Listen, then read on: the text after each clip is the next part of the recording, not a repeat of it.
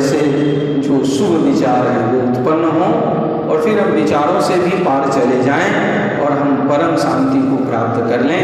इसके लिए हम सब प्रार्थना करते हैं। कल भी प्रार्थना किए थे, जो कि उपनिषदों में आया है कि ओम सहना भवतु सहनो भुनक्तु सह वीर्यं करवावहै तेजस्विनावधीतमस्तु मा विद्विषावहै।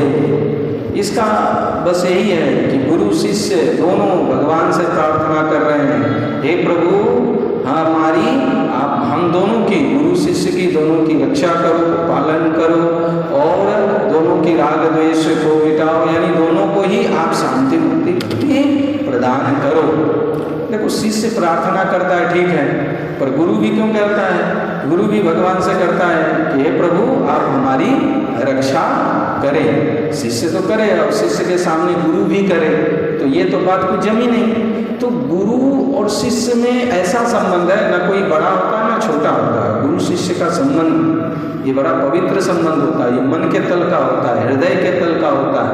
यहाँ कोई शारीरिक नहीं होता, माता पिता का संबंध या माता पुत्र का संबंध या समझिए कि और भाई भाई का, ये सब संबंध तो शारीरिक तल पे अंतरंग नहीं भी हो सकता है, पर गुरु का संबंध अंतरंग होता है, ये बाहरी तल पर नहीं होता है। आप ऐसे समझो जैसे भगवान की विवाह किससे हुई? रुक्मणी मैया से, राधा जी से। भले इस पर बहुत विवाद है कि ब्रह्म वैवर्त पुराण में ब्रह्मा जी ने गुप्त रूप से विवाह कराया, कोई अयन कोश कर देते हैं, कोई कुछ, और इस पर बहुत विवाद अभी भी हाल फिलहाल में भी चला। पर मुख्य रूप से इतनी बात तो है कि स्पष्ट रूप से कि राधा जी का विवाह कृष्ण से नहीं हुआ। फिर भी हम लोग राधे कृष्ण कहते हैं, रुक्मणी कृष्ण तो कहते नहीं है।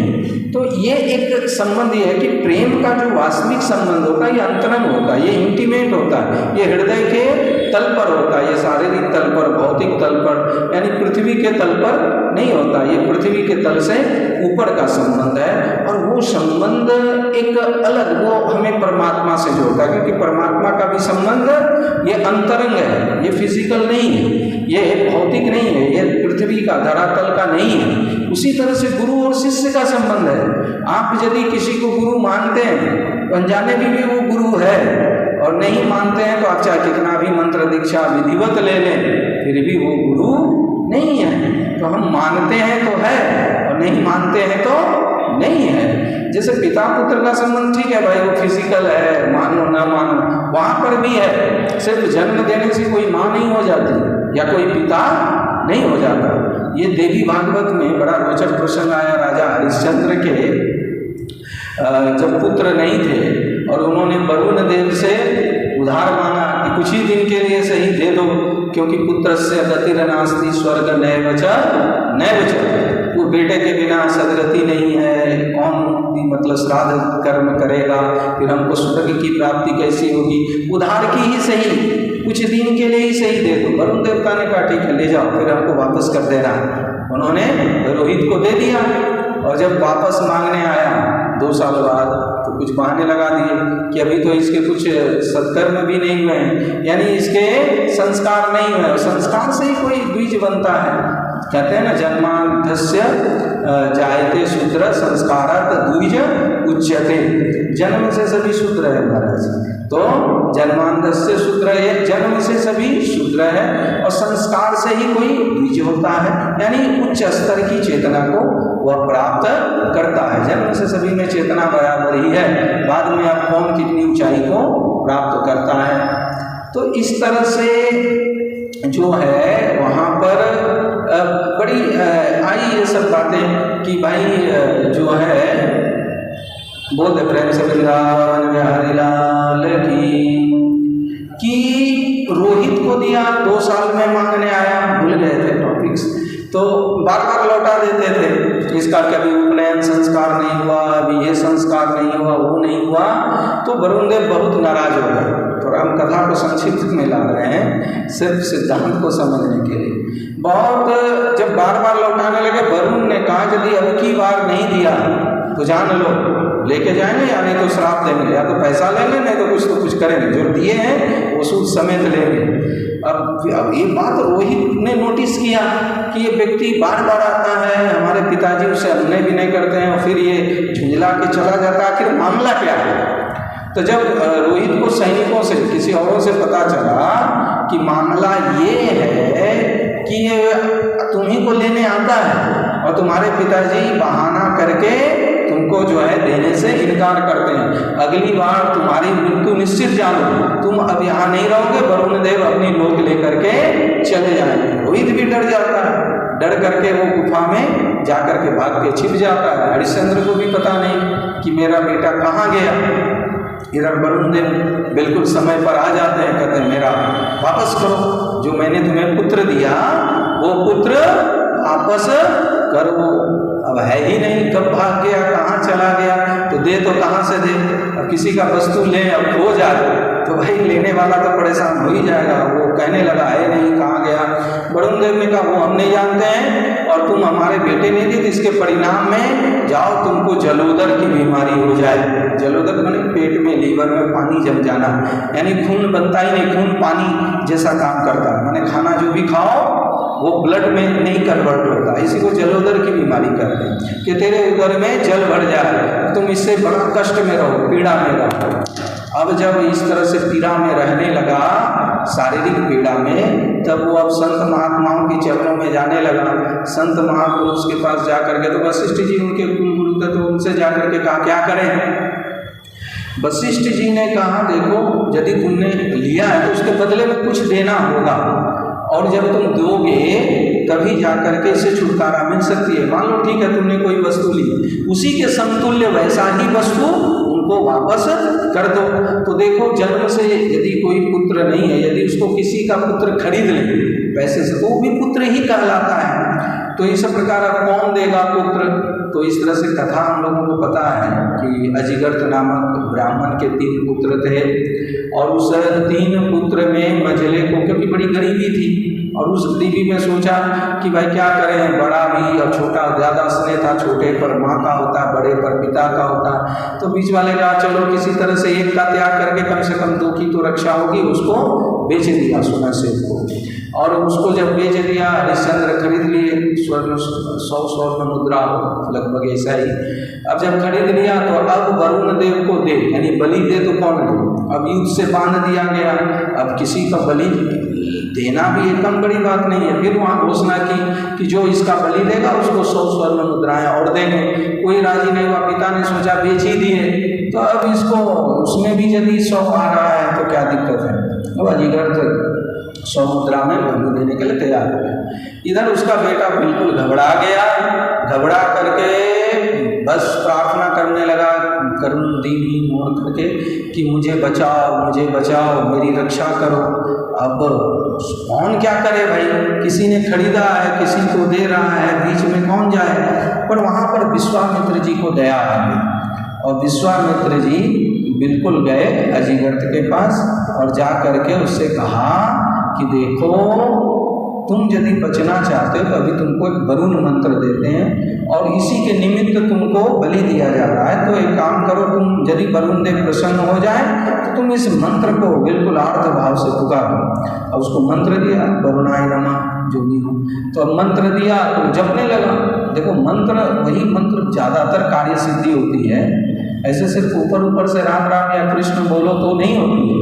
जैसे मान लो कि हम 4 धाम की यात्रा पर जा रहे हैं और बिल्कुल नीचे खाई हो और बस का एक पहिया नीचे गिरे, या ना भी गिरे तो बगल में ऐसा हो थोड़ा सा और मुंह से चीख निकल जाए राम राम कृष्ण कृष्ण, तो वो उस तरह से पुकारना, उस तरह से याद करना जब हम दुख में होते हैं, कष्ट में होते हैं, और उस समय जब भगवान का नाम लेते हैं तो उस समय भगवान का नाम लिए। अजिगर्थ ने तो इतने आर्त भाव से लिए तो वरुण देव भी वहाँ प्रकट हो गए। जब प्रकट हो गए तो उसकी दीनहीन दशा को देख करके, रोते हुए बालक की अवस्था देख करके वरुण देव ने कहा हमको नहीं चाहिए, हमको पुत्र के बदले में पुत्र, चलो हमने माफ किया। तो हरिश्चंद्र कहने लगा कि आपको नहीं चाहिए, आप नहीं लेंगे तो मेरा इस बीमारी का क्या, इससे तो मुक्ति दिलाओ। वरुण देव ने कहा जाओ इस बीमारी से मुक्त हो जाओ, लेनी देनी माफ, भूल चूक माफ, इस तरह से चलो, हमने माफ कर दिया। वरुण देव वहाँ से चल पड़े। अब सभा में जो है वो तो बच गया, सभा खड़ी रही, पर उसमें एक प्रश्न उठा, और ये प्रश्न उठा वशिष्ठ जी आदि के तरफ से, ऋषियों के तरफ से, ये अब किसका पुत्र होगा? कौन? वही अधिकट ब्राह्मण के बालक। तो कहा भाई जिसने जन्म दिया उसका होगा। कुछ लोग ऐसे कहे, तो कहा जिसने जन्म दिया उसने बेच दिया, अब तो उसके अधिकार में रहा नहीं। कोई फल यदि उत्पन्न करे और उसको कुछ द्रव्य के बदले में बेच दे तो उस फल पर कैसे उसका अधिकार रहेगा? तो ये अब उस ब्राह्मण का तो अधिकार रहा नहीं। ये तो हो गया जन्म देने से ही कोई पिता नहीं बन जाता यदि वो पिता का कर्तव्य न निभाए या वो दूसरे को दे दे, जैसे पहले दास प्रथा थी। तो भाई बेच दिया तो अधिकार कैसे रहा? तो भाई तब किसका अधिकार होगा? खरीदने वाले का। तो कहा जिसने खरीदा उसने किसी और को दान कर दिया। हमने कोई फल खरीदा और मंदिर में दे दिए, तो भाई जिसको दिए तो अब उसका होगा, क्योंकि खरीदने वाले का भी अधिकार नहीं रहेगा। अब जिसने दिया, जिसको दिया, तो उसने भी मना कर दिया कि हम नहीं लेंगे। तब बताओ भाई, खरीद के लाया और यहाँ चढ़ा दिया किसी को, और दान लेने वाला कहता है हम नहीं लेंगे, अब किसका? कौन उसका पिता कहलाएगा? विचार करें, कौन कहलाएगा? यदि पहले सुन रखे हों तो भी, क्योंकि जन्म देने वाले ने बेच दिया, खरीदने वाले ने दान कर दिया, और जिसको दान किया उसने लेने से इनकार कर दिया। तो सभा के मध्य ये प्रश्न हुआ कि अब ये किसका पुत्र कहलाएगा? इसका भरण पोषण कौन करेगा? ऐसे उस समय अकाल दुर्भिक्ष, खाने की लाले पड़े हुए थे, अब इसको कौन लेगा? क्योंकि राजा हरिश्चंद्र का भी पुत्र नहीं कहला सकता है, क्योंकि उसने तो दान कर दिया था, वो तो फिर जाकर के बच गया। तो तब सभा में निर्णय हुआ, वशिष्ठ आदि ने निर्णय दिया कि बचाने वाले का अधिकार, दान से जिसने बचाया, दान जिसको लेने नहीं दिया, तो विश्वामित्र ने इनको मंत्र दिया और विश्वामित्र के कारण इसकी प्राण की रक्षा हुई, इसलिए इस पर विश्वामित्र जी का अधिकार है। अब बताओ, विश्वामित्र जी ऐसे ही पहले परेशान थे अपने पुत्रों से, और एक और पुत्र, अब उसका कैसे लालन पोषण भरण पोषण करे? यहाँ पर बिल्कुल वो अंदर से तो कि भाई होम करने में हाथ जल गया, भलाई करने में खुद फंस गए, तो क्या करे? चलो उसका जो भी है आगे चल करके लालन पालन ये सब किए। तो उसमें आगे चल करके उसी कथा में जो है त्रिशंकु की कथा आती है, सत्यव्रत की, और फिर वो विश्वामित्र के परिवार की रक्षा करता है दुर्भिक्ष में। तो विश्वामित्र जी भी अपने कर्ज को उतारने के उसको कहता है स्वशरीर तुमको स्वर्ग भेजेंगे। तो कथा बड़ी लंबी है, कहने का तात्पर्य है सिर्फ जन्म देने से कोई माँ पिता नहीं हो जाता। अब इस पर देखिए, भगवान कृष्ण पर भी प्रश्न खड़ा होता है कि कृष्ण की माँ का नाम क्या है? बोलिए, कोई कहेंगे यशोदा, कोई कहेंगे देवकी, हाँ? और उसमें सूरदास जी भी बड़ा चक्कर में आ गए।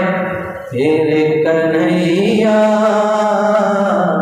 किसको कहेगा तू मैया, एक ने तुझको जन्म दिया रे, एक ने तुझको पाला, कन्हैया किसको कहेगा तू मैया, एक ने तुझको दी है रे आंखें, एक ने दिया उजाला, कन्हैया किसको कहेगा तू मैया? किसको कहेगा बताइए?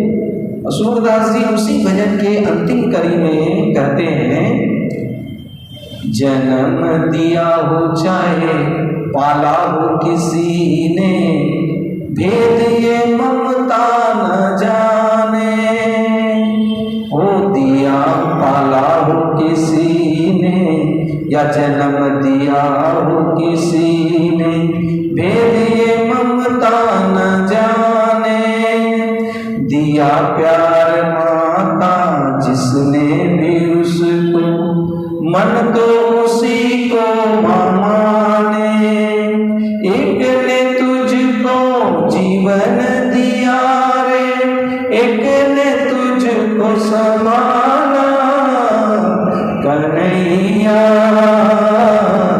किसको कहेगा तू मैया, रे कन्हैया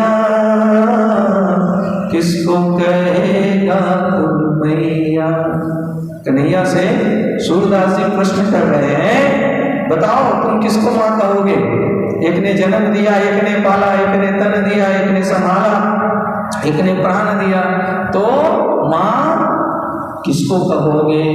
तो सूरदास जी फिर उसी को कहते हैं, चाहे कोई जन्म दे चाहे कोई पाले, ये कोई बड़ी बात नहीं है। देखो कभी कभी क्या होता है, जन्म कोई माँ देती है और पालती पोसती सौतेली माँ है, और सौतेली माँ भी ढंग से ना पाले, बिल्कुल उसको ले, खाना है खा, पढ़ना है पढ़, जाना है जा, इस तरह से यदि पाले तो क्या वो माँ के लायक है या वो माँ कहने लायक है? तो कहता है कि जिसने भी दिया वो प्यार माँ का, मन तो उसी को माँ माने।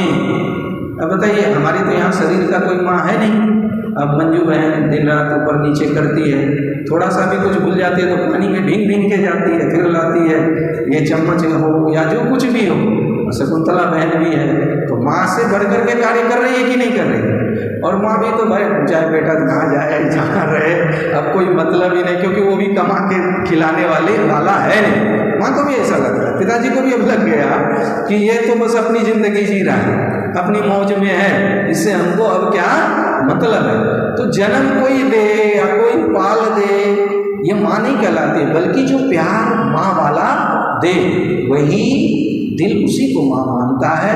और इस तरह से यहाँ पर सूरदास जी स्पष्ट कहते हैं कि भाई माँ पिता का संबंध हो, यानी गुरु शिष्य का संबंध हो, ये मात्र दीक्षा देने से ही कोई गुरु नहीं बन जाता।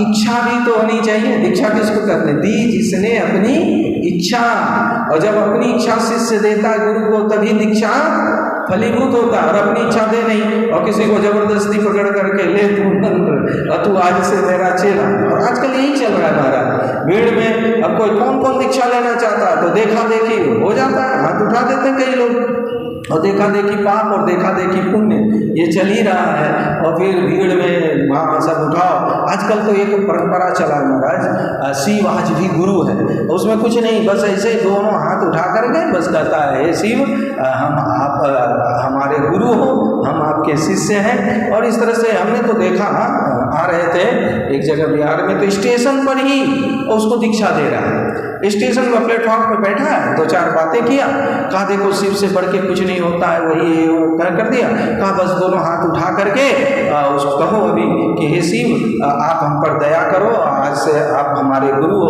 और इस तरह से दोनों हाथ उठा के कह दो कि तुम शिव के शिष्य हो गए। कहने का तात्पर्य ये नहीं है जबरदस्ती किसी को मान लिए बना लिए, इससे नहीं चलता, बल्कि वो समर्पण का भाव, वो इच्छा दी जिसने अपनी इच्छा दीक्षा, तब जाकर के दीक्षा फलीभूत होती है। वो जिज्ञासा वो पिपासा वो होता है। तो ये गुरु शिष्य का संबंध ऐसे नहीं बस कान फूंक दिए बस हो गया, बस आज से हम तुम्हारे गुरु। और जहाँ कोई कहा कि हम तुम्हारे गुरु, फिर वो गुरु कहाँ रहा? क्योंकि वहाँ गुरु का जो और शिष्य का संबंध है, ये दोनों बराबर है। सहना होगा तो इसमें प्रार्थना क्या कर रहा है? गुरु शिष्य दोनों, हे प्रभु दोनों की रक्षा करो। भाई गुरु तो वहां तक पहुंच गए, फिर गुरु की रक्षा गुरु शिष्य की करेगा? तो कहता नहीं, बड़े कोई बात नहीं है, हम पर भरोसा नहीं है, आज तक कोई बात नहीं कि पैर नहीं फिसला, आगे हो सकता है कि आपकी कृपा के बिना पैर फिसल भी सकता है, हमारी रक्षा नहीं भी हो सकता है यदि आपकी कृपा ना हो। और जब तक ऐसा नहीं कहेंगे, जबकि पता है वो परमात्मा का साक्षात्कार कर लिया, गुरु पहुंचे हुए, फिर भी जब ऐसा कहता है तो क्या होता है? अहंकार गलता है। और बिल्कुल गुरु शिष्य का जो संबंध है वो और प्रगाढ़ होता है, वो और इंटीमेट होता है, और वो अंतरंग होता है, वो हृदय के तल पर होता है। और इस तरह से शिष्य भी प्रार्थना कर रहा है तो गुरु भी कर रहा है, गुरु भी कह रहा है पता नहीं अब दोनों तो हम लोग किधर हैं, तो मृत्यु की तरफ ही बढ़ रहे हैं। और मृत्यु के बाद क्या होगा ये किसको क्या पता है? एक बीज को क्या पता कि आगे चल करके वो कैसा वृक्ष बनेगा, उसमें कैसे फूल आएंगे, और आसपास का वातावरण कैसा होगा, वो फल आएंगे भी कि नहीं आएंगे, बीज को क्या पता? बीज को तो लगता है हम नष्ट होने जा रहे हैं, हम मिटने जा रहे हैं, हम बिल्कुल खोने जा रहे हैं। उसी तरह से ये जो अंदर में एक बीज है ये खोना नहीं चाहता है, मिटना नहीं चाहता। और जब बिल्कुल मिट जाता है, मिटने के बाद तो एक सुंदर सा विशाल वट वृक्ष बनता है, फिर उसमें और न जाने कितने बीज आते हैं, फिर उस बीज से, और बरगद का वृक्ष देखे कितनी छोटी होती है, और बरगद का वृक्ष का हम लोग पीपल के वृक्ष के बारे में भी पिछले बार पुरुषोत्तम योग में श्रवण किए थे कि कौआ यदि उसको खा ले, फिर कहीं पीट करे, तो फिर उससे वृक्ष कहीं पर भी पक्के के घर आदि यहाँ भी निकल आता है। तो बरगद का बीज जो है एक लाल जैसा, तो वही एक बीज नहीं, उसमें कितने असंख्य बीज छिपे हुए, और उसका एक छोटा सा भी कहीं धरती से संयोग में आ जाए और उस तरह की प्रक्रिया एक वातावरण मिल जाए, तो एक छोटे से बीज से फिर कितने बीज बन जाते हैं। यही तो प्रकृति का नियम है, और इस प्रकृति को चलाने वाला वो पुरुषोत्तम है, और वो पुरुषोत्तम दिखता नहीं है, वो प्रकृति के पीछे बिल्कुल छिपा हुआ है। God is hidden behind the nature. छिपा हुआ इसका मतलब नहीं है कि कहीं और है, कोई पर्दा है, बल्कि बस इतनी सूक्ष्म है, बस उसको पहचानना है। भाई अब पंखे के पीछे वो इलेक्ट्रिसिटी छिपी हुई है, वो ऊर्जा छिपी है, दिखता नहीं, तो इसका मतलब नहीं है कि वो कहीं और है। और हमको इस जो अपनी ज्ञानेंद्रियां कहें या अपनी जो चेतना का स्तर है, उससे हम उसको देख नहीं पा रहे हैं, तो उसी में मिला हुआ, दोनों ओतप्रोत है। ऐसा नहीं कि ब्रह्म सत्य जगत मिथ्या, तो जगत मिथ्या है। अब इस पर बहुत बड़ा डिबेट का विषय है। जगत मिथ्या है तो जगत भी तो उसी परमात्मा के प्रकाश से प्रकाशित है। जैसे टीवी मिथ्या है, मान लीजिए सिनेमा मिथ्या है, चित्र मिथ्या है, तो चित्र में भी तो कोई चेतन आत्मा का ही फिगर उसमें लिया गया है। उसी की चेतन सत्ता के कारण हम किसी प्रतिमा को भी प्रणाम करते हैं कि प्रभु आप भी इसी तरह के होंगे, इसलिए आपको नमस्कार, आपको प्रणाम। तो उसमें भी फोटो में, चलचित्र में भी तो कहीं न कहीं उसका फोटो लिया गया उस चेतन का, तब वो जाकर के हमको वैसा दिख रहा। तो कहने का तात्पर्य है कि माया और मायाधिपति बिल्कुल अलग नहीं है एक दूसरे के सत्ता से। मायाधिपति की सत्ता से माया हमको सत्य लग रही है। बस इसी को होश में थोड़ी सजगता पूर्वक बस ये बोध बनी रहे कि जगत दृश्य असत्य है, और असत्य है तो इससे भागना भी नहीं है, इसको छोड़ना भी नहीं, बस खाली बोध बना रहे और कुछ नहीं। खाना पीना सब है, इसी में रहना ही है, जाना कहाँ, पर बोध सिर्फ बना रहे कि यहाँ जो भी हो रहा है सब एक दिन छूट जाएगा, और जो छूट जाएगा अभी से ही छूटा हुआ मान ले तो क्या हर्ज है। अभी हम भी मान लो कि बहुत बड़ा आश्रम बनाने के पीछे हैं, बहुत सा धन संपत्ति जुटाने के पीछे हैं, तो कितना भी पीछे रहे क्या वो रह जाएगा, क्या लेके जाएंगे। इसका मतलब नहीं कि आश्रम बनाने वाले को हम गलत कर रहे हैं। बन रहा है, आसानी से कोई दे रहा है, फिर भी उससे परे रहना चाहिए, और फिर भी बन रहा है तो अपने को एक ट्रस्टी जैसा मानना चाहिए, उसका मालिक नहीं मानना चाहिए। भले ऊपर से सब कह दे हमारे नाम से कोई बैंक बैलेंस नहीं है संस्था, पर अंदर से जहां हम थोड़ा सा बेहोश हुए, थोड़ा सा बोध गया कि बस हमारी शांति गई, बस हम गए काम से। बस ये चाहे घर हो, मकान हो, आश्रम हो या ये शरीर हो, बस वो। और गुरु बस कुछ नहीं, गुरु इशारा करते हैं, गुरु थोड़ा सा संकेत करते हैं कि देखो हम दोनों मिल करके भगवान से यही एक ही प्रार्थना कर रहे हैं, हे प्रभु हमारी रक्षा करो, रक्षा करते रहना। तो गुरु भी कर रहा है, शिष्य भी कर रहा है। शिष्य करे तो समझ में आती है, गुरु करे ये बात समझ में नहीं आती है, पर गुरु कहते हैं कि मैं सब कुछ जानता हूँ, और जानते हुए भी उनसे ये प्रार्थना करते रहता हूँ ताकि हमारे अंदर वो बोध बनी रहे, वो ईगो ना आ जाए। क्योंकि ईगो के आते ही, अहम के आते ही जीवन हम सारे हाथ से चूक जाता है। जब तक हम होश में रहते हैं तो जीवन है, बेहोशी में क्या जीवन है, वो तो मुर्दे का जैसा है, वो बिल्कुल मरा हुआ व्यक्ति भी चल जाता है महाराज भीड़ में। कहते हैं एक मेले में एक व्यक्ति मर गया, बहुत भीड़ थी, और उसका दम घुटने से शरीर से प्राण निकल गया, और वो खड़े खड़े बहुत दूरों तक चला। तो लोगों को लगा ये बार बार सर क्यों हमारे पीठ पर मार रहा है। उससे से पीछे मुड़ा तो धड़ाम से नीचे गिरा। कई मतलब किलोमीटर तक वो एकदम बिल्कुल सर मारते मारते भीड़ में आया, और जैसे थोड़ी सी गैप हुआ, पीछे मुड़ा तो वो गिरा। तो भाई बताइए, मरा हुआ व्यक्ति भी उस भीड़ में चल गया। आप थोड़ी सजगता से देखेंगे, आप अपने बाहर या आसपास के दुनिया के आसपास के लोगों को आपको लगेगा ही नहीं कि जीवित व्यक्ति चल रहा है। आप कभी कभी स्टेशन पर ओवर ब्रिज जो है ना, ओवर ब्रिज पर खड़ा हो जाए, कैसे लोग भाग रहे हैं, कैसे लोग आ रहे हैं, कैसे जा रहे हैं, और फिर ये क्रिया 365 डेज कैसे चल रही है, अब खुद उसको पता ही नहीं है कि वेयर एम आई गोइंग, हम कहाँ जा रहे हैं, हम क्यों जा रहे हैं। अब इसका मतलब नहीं है कि यही प्रश्न तो अर्जुन ने भगवान श्री कृष्ण से कहा कि हे प्रभु ये बताइए कि जो स्थित प्रज्ञ पुरुष हैं, जो कि अवेयरनेस में है, जो होश में है, जो साक्षित्व की भाव में रहते हैं, जो बोध युक्त जीवन जीता है, वो कैसे खाते हैं, कैसे सोते हैं, कैसे उठते हैं, कैसे बैठते हैं, ये हमको बता दीजिए। शायद अर्जुन ने हमारी जैसे स्तर पर तल पर ये पूछा होगा कि भाई वो जैसे खाते पीते तो हम भी उसका कॉपी करें।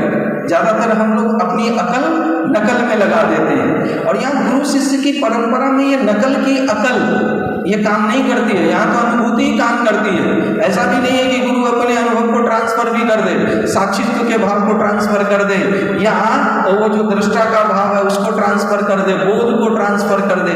यहाँ ट्रांसफर करने का कोई गुंजाइश ही नहीं है। बस हमने जो अनुभव किया, आपको एक गाइडलाइंस दिया और इसको आप खुद खाओ और खुद जान जाओ। ये बिल्कुल गूंगे के गुड़ की जैसा है, बता ही नहीं सकते। आप यदि देख लिए झलक को, तो इस झलक को आप दूसरे को सुना भी नहीं सकते। कैसे सुनाइएगा, क्योंकि उसने चखा ही नहीं स्वाद कैसा है। कभी कभी हम भी यहाँ से जब जाते हैं तो यहाँ की भोजन कैसी बनती है या यहाँ का कैसा है, अब वो देखा ही नहीं, जाना ही नहीं, चखा ही नहीं, तो वो कैसे जानेगा। बंगाल के लोग कैसे रहते हैं, आप जब तक न जाओ, नहीं तो ऐसे ही एक बन जाते हैं कि वहाँ के लोग जादू टोना ज़्यादा जानते हैं, मछली भात ज़्यादा खाते हैं, ऐसी सब धारणाएं बन जाती है। और फिर वहाँ जाओ तो लोग ऐसे वैसे भेड़ बकरी भी बना देते हैं, जैसे कामाख्या का मंदिर है गुवाहाटी, ऐसा बात नहीं है। और यदि गई है कोई, वो गई है शकुंतला जी गुवाहाटी, ऐसा थोड़ी है, वैसा नहीं होता। वो पहले एकाध होता था, अभी भी होता है वो अघोरी साधना में। ऐसा नहीं कि सभी को ऐसा करते हैं, वो 100 में क्या हजारों में भी नहीं, अब तो करोड़ों में एकाध कोई एक ऐसा है, करोड़ों में, और लाखों में भी कहेंगे तो नहीं, और करोड़ों में भी अब है कि नहीं, खोजना बहुत मुश्किल है। ऐसी बात नहीं। तो कहने का मतलब है सत्य को परिभाषित नहीं कर सकते, उसको हम ट्रांसफर भी नहीं कर सकते, और उसको हम क्या करें, उसको ऐसी मुसीबत है, ऐसी ऋषियों की भी परेशानी है कि उस बोध को बताए तो कैसे बताए कि भाई ऐसे बोधपूर्वक जीवन जियो, होशपूर्वक जियो। तो होश क्या है, अब कैसे बताए होश, मतलब हम ऐसे नहीं है कि हमेशा अटेंशन की मुद्रा में रहें, सावधान की मुद्रा में रहें, कुछ नहीं, बस वो मायाधिपति को ध्यान में रख करके कार्य करना कि ये हम पिक्चर देख रहे हैं, ये जो भी है हम सिनेमा देख रहे हैं, ये कोई मर नहीं रहा है, कोई मार नहीं रहा है, ये सब खेल चल रहा है। तो यहाँ पर भी ना कोई गुरु बन रहा है, न कोई शिष्य बना रहा है। ये गुरु शिष्य की परंपरा कुछ नहीं है, बस एक विश्वास की परंपरा है, एक बोध की परंपरा है, एक आत्मीयता की परंपरा है। और जब वो आत्मिक तल पर पहुंच गए तो जानत तुम ही हो जाई, अजय जानत से दे जनाई। इसके लिए बस आप दीक्षित हो ना, किसी को गुरु मान ले और वो आपको शांति आ रही है, वो आपको एहसास हो रहा, बोध हो रहा, तो जाने वो गुरु हो गया। चाहे आप किसी मूर्ति के आगे भी वो डेली ट्रांसफॉर्म हो जाए, पर मुश्किल रहता है, हमें नहीं कहते कि नहीं होता, पर वैसे कान पकड़ने वाला थोड़ा होना चाहिए, उसी को कर्णधार कहते हैं। कान पकड़ के 2-4 झापड़ लगा के जब अंतरंग हो जाता, कहता है यार इधर नहीं इधर।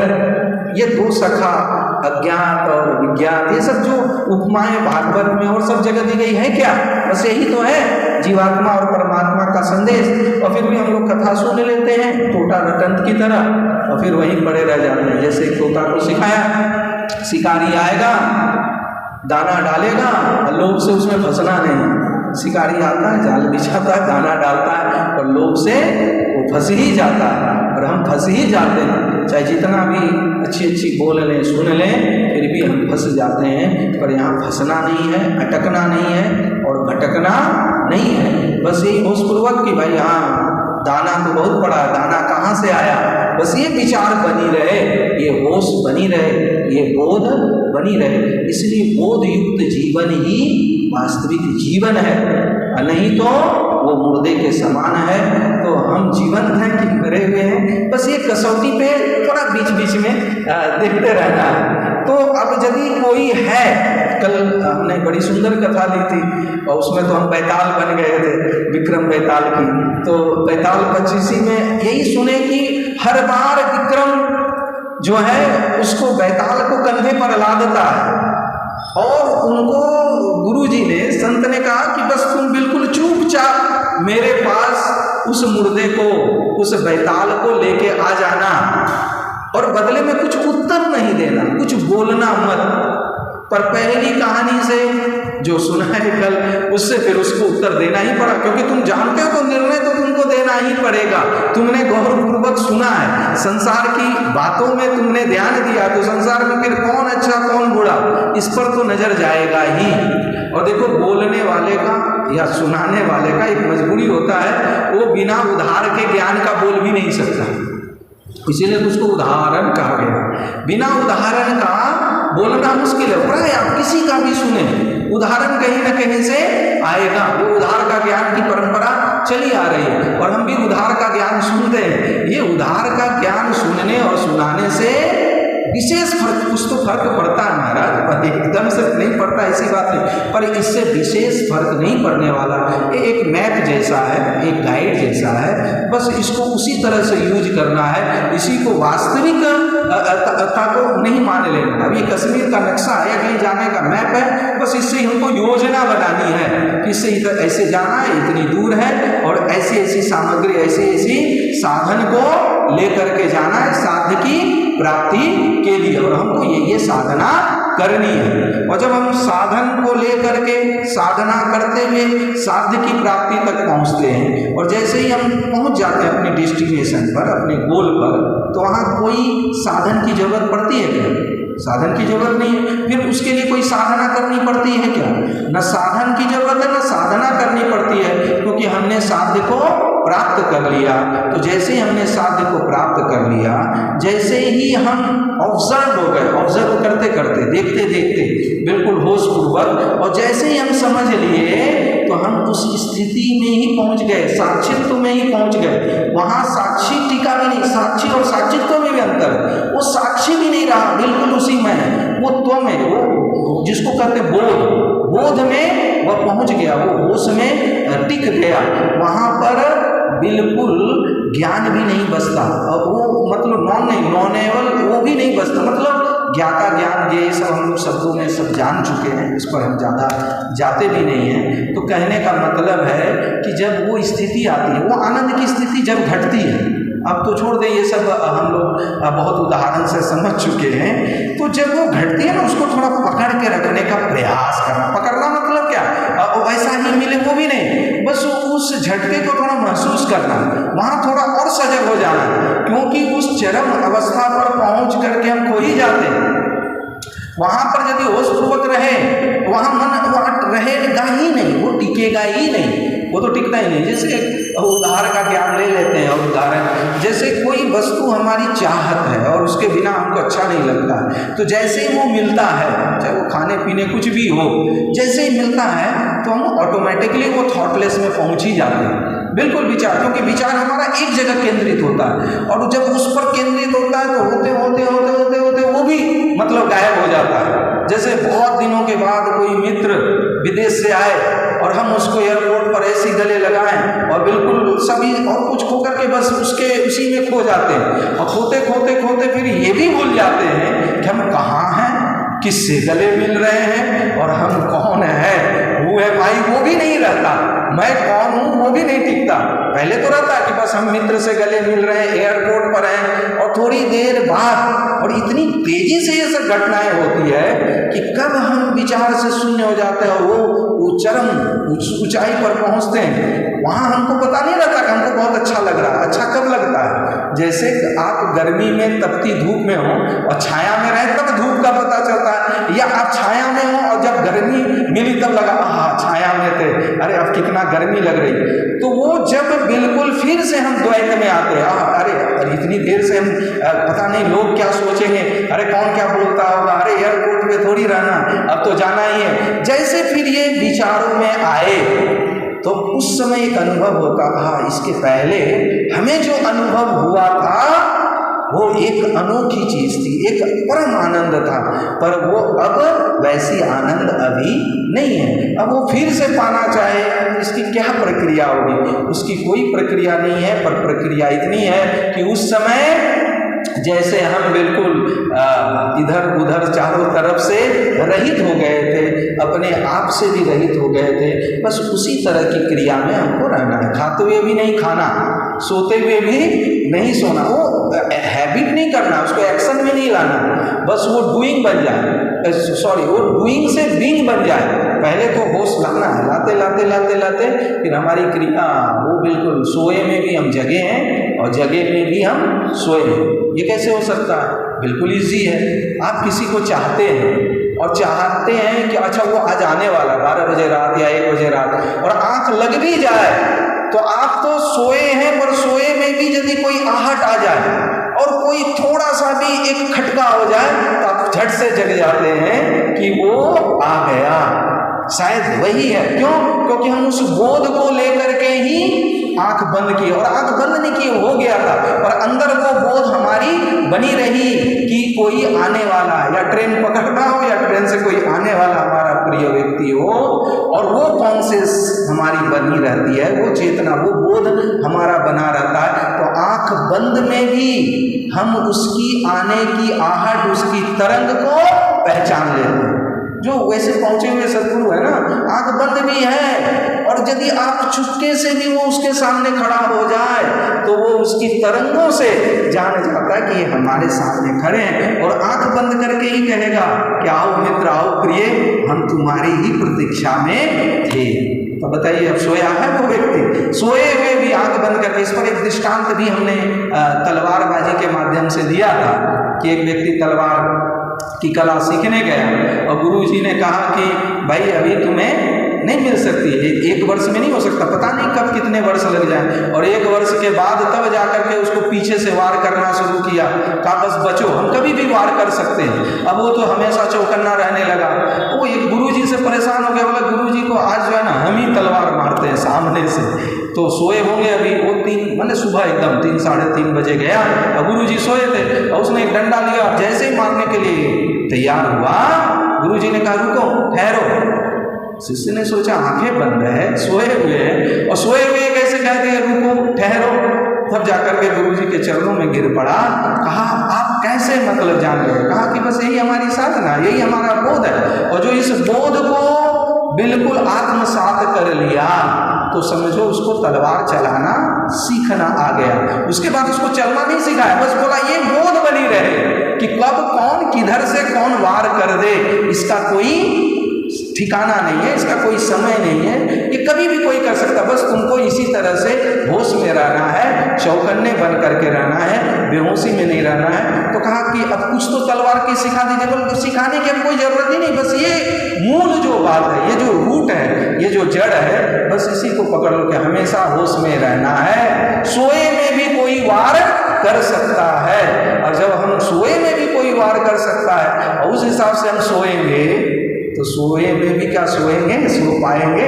वहाँ भी आंख तो बंद रहेगा, पर हमारी चेतना, हमारी बोध कि कोई भी आक्रमण हमारी नींद पर भी कर सकता है, तो हम सोए हुए भी जगे हुए हैं। नहीं तो ज़्यादातर लोग आजकल देखिए जगे हुए लगते हैं, पर वास्तविक रूप से वो सोए हुए हैं, और इतनी गहरी निद्रा में सोए हुए हैं उसे पता ही नहीं हम क्यों खा रहे हैं पिज्जा बर्गर, क्यों खा रहे हैं ये वो, क्यों किस लिए खाए चले जा रहे हैं।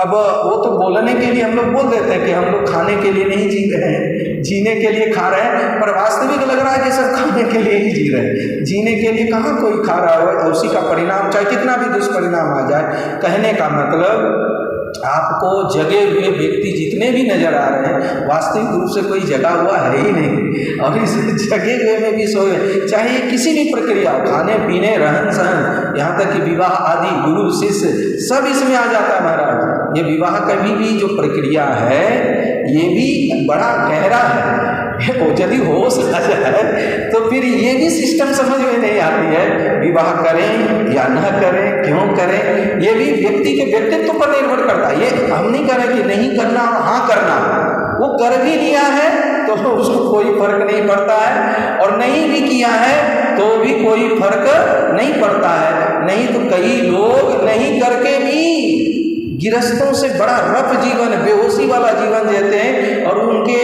मन मस्तिष्क में हमेशा ध्यान में भगवान के आएंगे, ध्यान में वही सब आते रहता है। उसकी गृहस्थी कितना सुंदर है, वो कितना धन कमा रहा है, हमारा आश्रम में तो कोई डोनेट भी नहीं कर रहा है, अरे वो घर में कितने तो हैं, भले आश्रम में है कहीं और, भले वो आंख खुली हुई है फिर भी आंख खुले हुए वो सो रहे हैं। ऐसे आपको ज्यादातर ही मिल जाएंगे, बिड़ले ही कोई ऐसे हैं जो आंख बंद करके भी वो जगे हुए हैं, सोए नहीं हैं। नहीं तो ज्यादातर सब आंख खुले हुए ही सोए हुए हैं, चाहे मुंह निशा में कहिए, जहां भी कहिए। इसलिए वास्तविक रूप से ये जो संसार है, संसार में क्या है सबको पता है, आत्मा परमात्मा का है, शरीर संसार का है, और जब शरीर संसार का है तो ये नाशवान है, और जो नाशवान वस्तु है उससे हमको प्रीत नहीं करनी है। और ये बोध बनी क्या, ये बन ही जाती है। जब बन जाती है और एक बार जब होश में आ गया कि भाई ये नाशवान वस्तु है, इसको हम ले नहीं जा सकते, तो फिर इसके लिए क्या हम मोह माया करें। तो फिर बोध एक बार बन गई तो बन गई, पर अभी बनी नहीं है, इसीलिए हम बार बार नाशवान के तरफ आकर्षित हो रहे हैं। इसलिए हमने एक पंक्ति एक दिन सुनाई थी कि सत्य की चर्चा चलती रहती, रमन असत्य में होता है, तब पथिक कहाँ सत्संग हुआ, यदि असत्य से प्रीति हटा ना सके। यदि हमारी प्रीति, हमारा प्रेम, हमारा आसक्ति जो असत्य है उससे नहीं हटा, तब तक सत्संग नहीं हुआ। तो सत्य से संग करें, और सत्य क्या है, बस इसी को तो खोजना है। और जिन खोजा तिन पाइया गहरे पानी बैठ, हम जहाँ हैं वही वो सत्य है, बस थोड़ी सी समझ बनानी है, थोड़ी सी बेहोशी से होश में आना है, बस थोड़ा सा सचेत हो जाएं तो उस सत्य का बोध हो जाता है कि ये जितना कुछ भी दिखाई पड़ रहा है वो सत्य नहीं। ये सब हम लोग जानते हैं, और जानते हुए भी हम वो ऑब्जर्वर की स्थिति से ऑब्जर्व की स्थिति में नहीं आ पाते। बस देखते तो हैं, पर देखते देखते उसी में घुल मिल जाते हैं। बिल्कुल हम कोई भी दृश्य देखते देखते दर्शक बन जाते हैं, या तो दृश्य बन जाते हैं, वो दृष्टा भाव में नहीं आ पाते हैं। और आते भी हैं तो थोड़ी देर तो बना रहता है, क्योंकि हमने जोर जबरदस्ती बना के रखा है, होशपूर्वक नहीं बना रखा, उसको डूइंग की अवस्था। अरे देख अभी फिल्म ये सच्ची नहीं है, एकदम आवेश में नहीं आना, डरना नहीं, यहाँ भूत प्रेत ये सब ऐसे ही है। और वो थोड़ी थोड़ी करते करते करते एक बार डर ही जाते हैं, तो जोर जबरदस्ती के लिए फिल्म देखने का मन ही नहीं जाएगा। जो होश में रहेगा वो इसलिए नहीं देखेगा, अरे डरना नहीं डरना नहीं डरना नहीं, बल्कि सोचेगा क्या डरना नहीं, अरे ये बिल्कुल कलोल कल्पित है। तो वो बिल्कुल उधर होश में जब आएगा तो उधर रस ही नहीं आएगा, और जब तक थोड़ा बहुत भी रस है इसका मतलब हम बेहोशी की अवस्था में हैं। इसलिए वास्तविक रूप से यहाँ सभी अपने हैं, नहीं तो यहाँ कोई अपना नहीं है। इस भाव को थोड़ा विस्तार से कर लेंगे कि कैसे यहाँ कोई अपना नहीं। और मूल गलती क्या हो जाती है, गलतियाँ यही हो जाती है कि हम किसी न किसी पर आशा लगा लेते हैं, और हम उसके लिए कुछ करते हैं तो अरे हमने इसके लिए इतना कुछ किया, चाहे घर हो, परिवार हो, चाहे संसार हो, चाहे मित्र बंधु बांधव में है, बस यही एक टैगलाइन होता है, हमने इसके लिए इतना कुछ किया, और इसके हृदय में मेरे लिए थोड़ा सम्मान भी नहीं है। ये हेल्प करे न करे, कम से कम एक कृतज्ञता का भाव, एक अहो भाव, एक ग्रेटिट्यूड भी तो होना चाहिए, थैंकफुलनेस भी नहीं। तो वो नहीं है तो अच्छी बात है, पर ज्यादातर दुख का कारण यहीं से शुरू होता है कि मैंने इसके लिए कितना किया, और ये देखो मेरे लिए थोड़ा सम्मान का भी भाव नहीं दे रहा है। और यदि इस स्थिति में आ गए तब तो बहुत अच्छी बात है, पर जल्दी होता नहीं है महाराज। आप लोगों में हो जाती हो, हमारी तो होती है। बहुत प्रयास करते हैं पर हो नहीं पाता, लगता देखो मैंने इसके लिए कितना सेक्रीफाइस किया, पर ये तो मेरे लिए जरा प्यार का शब्द भी नहीं बोल पाता। बस यही अपने को जानना है कि यहाँ जो भी है ये नदी नाव संयोग है, और इसमें हमको अटकना नहीं है। अपने कर्तव्य को करके बस रिटर्न्स में कुछ नहीं चाहना, यही प्रभु की भक्ति है। प्रभु की भक्ति ये लड्डू मिठाई मेवा ये नहीं कहते नहीं चढ़ाना, चढ़ाना है, माने प्रभु के नाते सेवा करना। भाई कुछ तो करेंगे, भगवान ने तो हाथ दिया, पैर दिया, आंख दिया, तो क्या करें, बिल्कुल एकदम से अकेले हो जाए, एकांत में हो जाए। और एकांत का मतलब क्या है? अब कहीं हिमालय पे चला जाना ये भी एकांत नहीं है। एकांत का मतलब है जो एक में अपने को अंत कर ले, एक में अपने को समेट ले, वो एकांत है। और एक में समेट करके फिर वो एक में ही मिल जाता है, वो एकांत है। और वो एक में जब वो समेट लेता है, एक से मिल जाता है, तो भीड़ में रहते हुए भी वो अकेला है। ये सब हम लोगों को पता है, क्योंकि वो एक से मिला हुआ है। वो अनेकता की तरफ अब जाएगा क्या? वो एक से मिला हुआ है, तो भीड़ में रह करके भी एकांत है। और नहीं तो कई लोग एकांत में रह करके भी भीड़ को इकट्ठा किए हुए हैं। तो ये हम अपने होश में न रहने के कारण ही ये सुख दुख में फंस जाते हैं और इसी में अपना और पराया मानने लगते हैं। वास्तविक अपना कौन है? तो वास्तविक अपना कोई नहीं है, पर आत्मा है। हम अपने आप को देखें, खुद को जान जाएंगे कि हम ही वो नित्य चेतन हैं, जो कि उस परमात्मा से अलग नहीं है और किसी क्षण हम अलग भी नहीं कर सकते हैं। और वही हम सत्य हैं। जब उस सत्य का पता चल जाता है कि ये जो भी शरीर है, चाहे लाख करोड़ कितना भी कमा ले, सबको पता है, पर वो बेहोशी में अरे छीन लिया, चला गया, छूट गया। भाई मोबाइल नहीं मिलती है आधे घंटे के लिए तो हम परेशान हो जाते हैं, वेयर इज माई मोबाइल, किधर गया किधर गया। भाई परमात्मा जो कि अपने हैं, उनको तो मानी बैठे अपने, इसने घर का मुर्गी दाल बराबर हो गया, परमात्मा है तो है। पर जो छूट रहा है, छूट जाएगा, उसके लिए हम जितने सचेत रहते हैं, उसका थोड़ा भी प्रतिशत जिससे हम मिले हुए हैं, जो कि कभी छूट नहीं सकता, जिसको हम छोड़ नहीं सकते, थोड़ा 1% भी उधर मिल जाए, तो जो खुशी, जो क्षणिक आनंद हमें विनाशी से मिल रही है, भाई मिल रही है तभी तो लोग जा रहे हैं, जरूर मिल रही है, हमको तो ऐसा नहीं। कई लोग कह देते हैं क्या है, नहीं भाई है तभी तो लोग दौड़ लगा रहे हैं, चाहे सिनेमा से, पेपर से, न्यूज से, कहीं से भी। कई लोग दिन रात अब न्यूज में ही देखे रहे हैं। और डिबेट, अबे डिबेट तो वन साइडेड है, जो जिसकी जो धारणा है बस उस हिसाब से अपना बोल रहा है, न कोई वहां समझने के लिए बैठा, पर उसमें रस क्या ले रहे हो। पर थोड़ा भी 1% इससे पड़े क्या लेना देना है, 1% भी अपने तरफ मोड़ ले, स्वयं की तरफ मोड़ ले, अंतर्मुख हो जाए, तो ये आनंद आएगा जो कि कभी उस डिबेट से नहीं मिला, सिनेमा से नहीं मिला। इसलिए जो होशपूर्वक जीवन जीने वाले हैं, उनको आप लाख कहिए क्लब में चलो, नहीं जाएंगे, क्या जाना। उसको आप लाख कहिए चलो अच्छे अच्छे भोजन मिलेंगे, पिज्जा बर्गर और इटालियन चाइनीज, न जाने का, वो कहेगा ये जो है बस यही जीरा डाला हुआ सुखी, यही बहुत आनंद का। वो बिल्कुल रजोगुण, तमोगुण, यहाँ तक कि अंत में जाकर के सतोगुण से भी वो बड़े हो जाते हैं, त्रिगुणातीत हो जाते हैं, क्योंकि उनको वो झलक मिल गई, वो आनंद मिल गया। और ये खुद अपनी रास्ता बनाने जैसा है, कोई आपको रास्ता बना के दे नहीं सकता। उद्धार के ज्ञान से हमें परमात्मा प्राप्ति का जो बोध है वो बोध नहीं हो सकता। और यदि बोध हो गया है तो वो बोध हमारा छूटे नहीं, वो हमारा बोध मिटे नहीं, वो बोध हमारा बनी रहे। ऐसे ही परमात्मा से प्रार्थना करते रहना है कि परम प्रभु, गुरु भी कर रहा है, शिष्य भी कर रहा है कि ओम सहना, गुरु हो या न हो, हम समझ रहे हैं आपकी इशारा, तो कि भाई ओम सहना भगवतु से ही कि बस आप जो है हमारी रक्षा करती रहें। किससे? ये जो बोध हमारा प्राप्त हुआ, बोध हमारा बना है, जो अवेयरनेस हमारी बनी है कि बस जो कुछ भी है परमात्मा ही सब कुछ है, और ये संसार जो है ये नाशवान है, बस इससे जितना व्यवहार लेना है वो काम में ले करके बस इसको अथावत छोड़ देना है, इससे कोई अपेक्षा नहीं रखनी या अपेक्षा भी नहीं करनी बस। और हे प्रभु, ये शरीर भी आपके हाथ में एक यंत्र के समान है। We are the instrument in the hands of God. हम सब परमात्मा के हाथ के इंस्ट्रूमेंट है, बांसुरी है।